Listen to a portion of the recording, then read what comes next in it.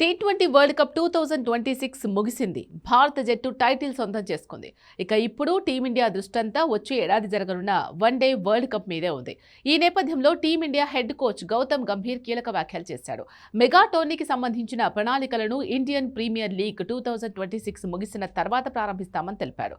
అప్పుడే blue print సిద్ధమవుతుంది అన్నాడు. ప్రస్తుతం వన్డే ఫార్మాట్ ఎక్కువగా ఆడడం లేదని, అందుకే ముందుగానే సరైన ప్రణాళిక అవసరమని గంభీర్ అభిప్రాయపడ్డాడు.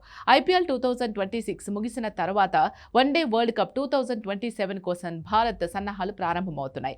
ఐపీఎల్ 2026 నుంచి వరల్డ్ కప్ 2027 వరకు భారత్ దాదాపు 25 నుంచి 30 వన్డే మ్యాచ్లు ఆడే అవకాశం ఉంది.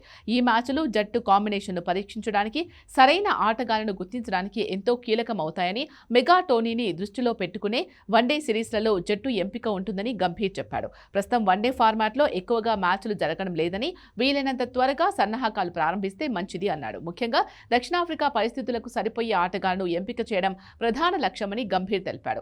దక్షిణాఫ్రికా వంటి దేశాల్లో క్రికెట్ ఆడడం అంత సులభం కాదని, అక్కడి పిచ్లు, వాతావరణ పరిస్థితులకు అనుగుణంగా జట్టును సిద్ధం చేయాల్సిన అవసరం ఉంది అన్నాడు. అందుకే సరైన కాంబినేషన్లు రూపొందించడం, ఆ పరిస్థితులకు తగిన ఆటగాళ్లను ఎంపిక చేయడం కీలకమన్నాడు. ఈ ప్రక్రియలో సెలెక్టర్లు, కోచింగ్ సిబ్బంది కలిసి పనిచేస్తారని, ఐపీఎల్ 2026 ముగిసే సమయానికి టీమిండియాకు 2027 వన్డే వరల్డ్ కప్ కోసం స్పష్టమైన బ్లూ ప్రింట్ సిద్ధంగా ఉంటుందని కోచ్ గౌతమ్ గంభీర్ స్పష్టం చేశాడు.